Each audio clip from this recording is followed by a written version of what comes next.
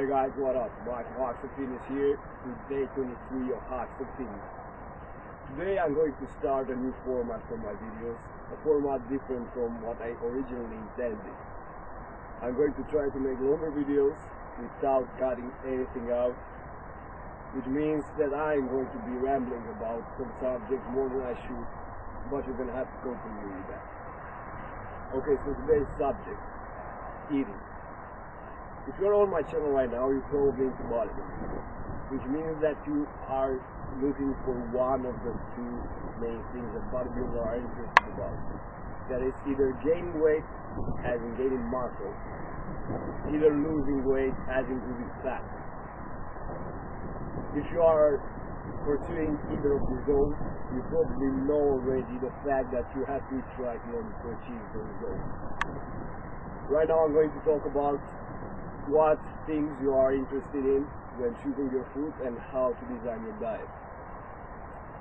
Basically, there are two things that you're concerned about when choosing your food. That is the amount of calories that the said food has and the composition of the food that you're eating. Those two things are actually quite tied together, as in the composition of the said food actually influences the amount of calories that the food has. So, the basics. When eating something, you are concerned about the calories. And the amount of calories that you put in your body is directly related to whether you gain or lose fat, obviously.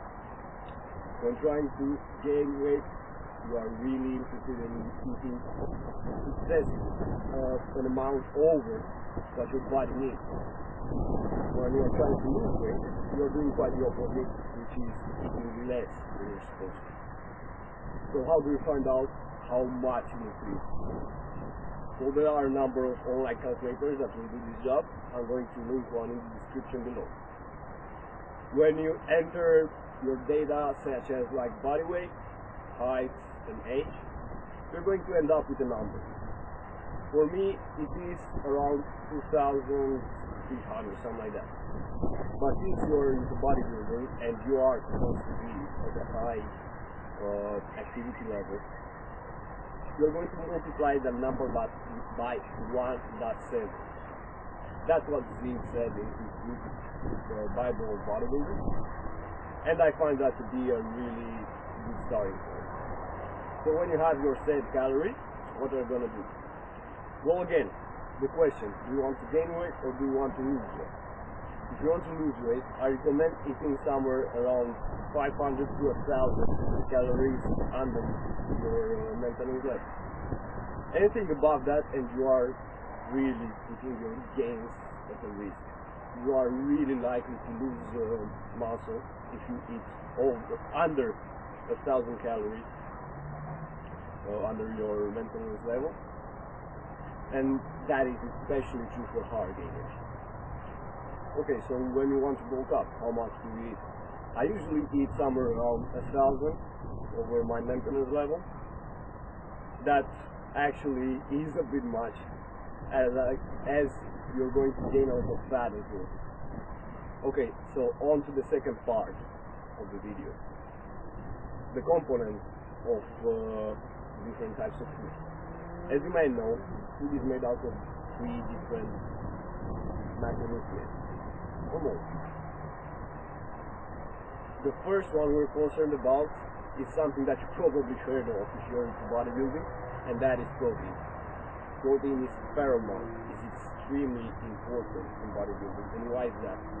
It is the building block of muscle. I bet you've heard this 1,000 times by now. So, in order to understand the importance of protein, we have to look at how muscle is formed.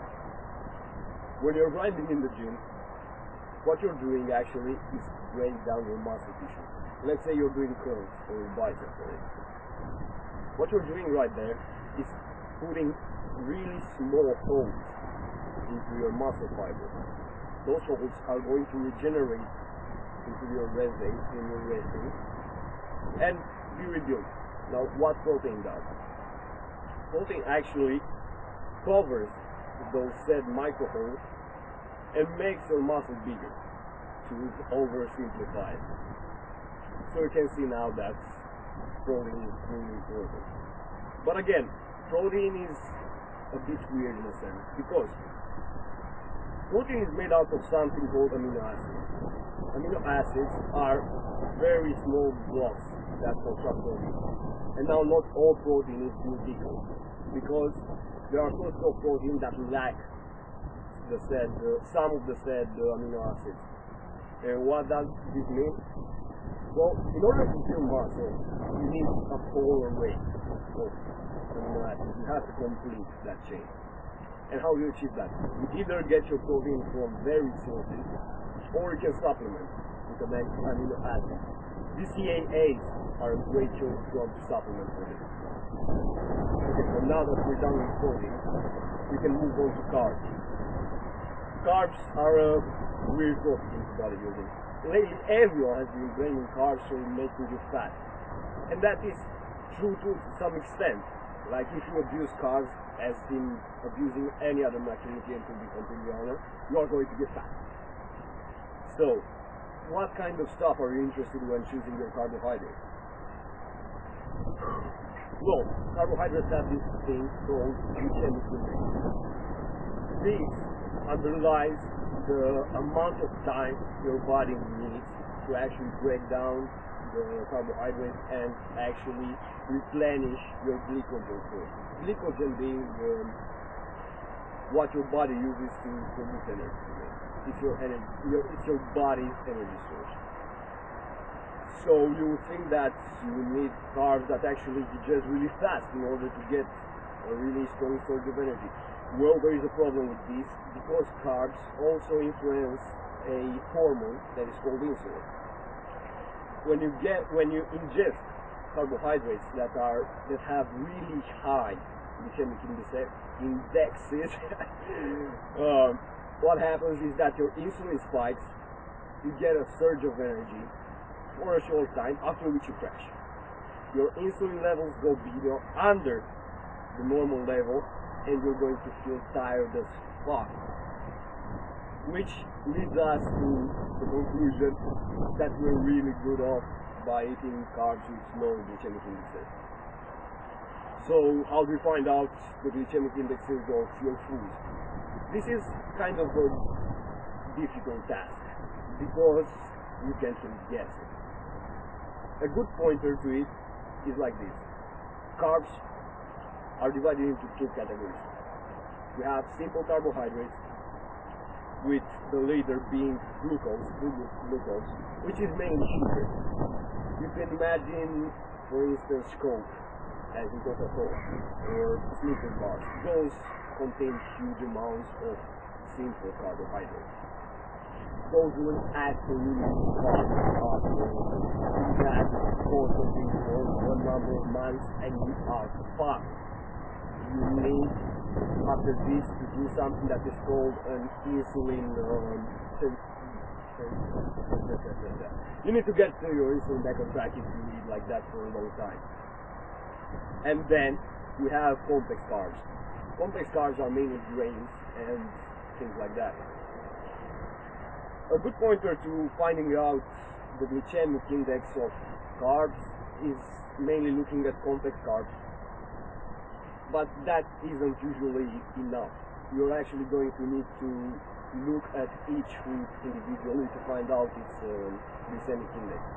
In order to help you do this, I will post in the description below a really good chart that has over 100 foods and their glycemic index. Well, now that we're done with carbohydrates, we can move on to fat. For a long time, for a huge time, people have been absolutely scared shitless of fats. They say stuff like, don't eat fats or you're gonna get fat. If you wanna lose weight, don't eat an animal fat or shit like that. That is pretty far from the truth. But there is a small grain of truth in that. You see, protein and carbs have something in common. They both have 4 calories per gram. But with fat, that is a bit different. In 1 gram of fat, you have 9 calories. You have to be careful when actually choosing fat food. But again, fats can be broken down in more categories. The fats that most bodybuilders are really interested about is monosaturated fat and polysaturated fat. Those are mainly gotten from sources such as nuts and oil. A great source of fats is olive oil, for instance. I try to get about 2-3 tablespoons of oil a day. So that leaves us with two other categories of fat: saturated fat and trans fats. Saturated fats is a weird topic because it has been debated already. But the thing about it is, it actually does help in a sense, and it has its place in your diet. Saturated fats are mainly animal fat. Guys, Mike here. I want to apologize for the fact that I couldn't include the part about saturated fats and trans fats. That is because the wind decided to be a complete bitch and to ruin my audio. This means I'm going to include these parts in a future video. So until next time, peace out, guys.